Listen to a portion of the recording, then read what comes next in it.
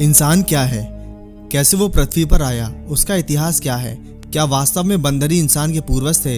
ऐसे अनेक सवाल हर इंसान के मन में अपने जीवन काल के दौरान आते ही हैं। इस विषय पर धर्म और विज्ञान द्वारा सटीक जवाब नहीं मिल पाया है। इसी कारण वैज्ञानिकों और धर्म गुरुओं के बीच इस मुद्दे पर कई बार बहस हो चुकी है। विज्ञान और धर्म अपने अपने तरीके से मानव शरीर की रचना के पीछे अनेक तथ्य होते हैं। विज्ञान ने मानव जाति की उत्पत्ति को समझने के लिए कई प्रयास किए हैं, जिसके सफल परिणाम भी मिले हैं। विज्ञान के अनुसार मानव जीवन का इतिहास समुद्र से जुड़ा हुआ है। इस धरती पर सबसे पहले पानी में रहने वाली प्रजातियों ने जन्म लिया, जैसे मछली, पानी में रहने वाले कीटाणु इत्यादि।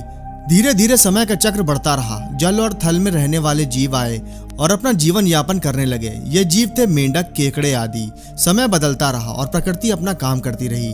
कभी बाढ़ तो कभी सूखा। तो इसी प्रकार जीवों की मृत्यु और जन्म का सिलसिला भी चलता रहा। इसी दौर में कई प्रजातियां विकसित हुई और कईयों का नामो निशान खत्म हो गया। ये क्रम ऐसे ही चलता रहा और डायनासोर, वानर, चिंपैंजी और वन मानुष जैसे प्राणी आए और इसके बाद हुआ 2 पैरों वाले मनुष्य का विकास। वैज्ञानिक मान्यता के अनुसार बंदर ही मानव जाति का रचनाकार है।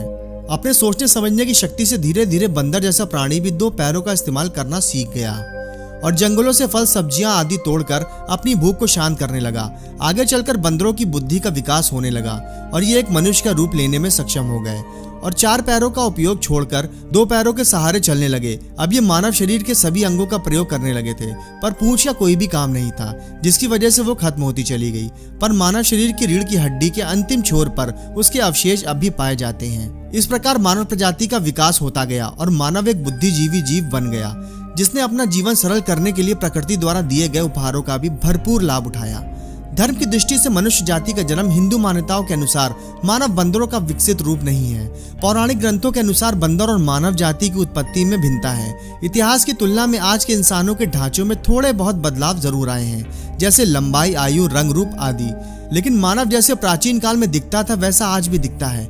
जिस प्रकार पृथ्वी पर और जीवों की प्रजातियां मिलती हैं, उसी प्रकार मानव जाति की भी कई प्रजातियां हैं जो आज भी मौजूद हैं। धर्म के अनुसार मानव संसार की रचना भगवान द्वारा की गई है। इस संसार में सबसे पहले जो आया था उसी ने मानव जाति को जन्म दिया। इस पर एक और सवाल खड़ा होता है और वो सवाल ये है कि आखिर वो पहला इंसान कौन था।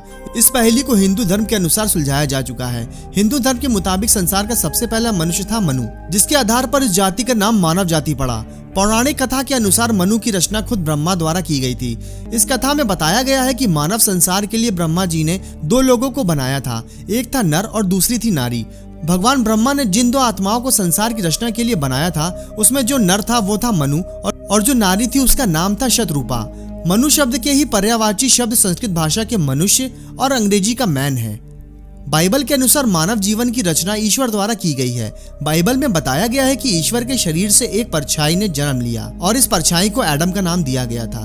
इन दोनों धर्म के कथाओं से इस नतीजे पर पहुंचने में आसानी होती है कि मानव संसार के रचयिता मनु ही थे अथवा भगवान ने ही मानव जाति की रचना की है।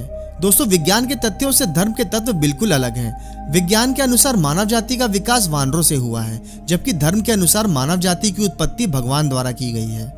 आप लोग की इस पे क्या राय है, हमें कमेंट बॉक्स में अपना जवाब जरूर दीजिएगा। वीडियो देखने के लिए आपका बहुत बहुत धन्यवाद।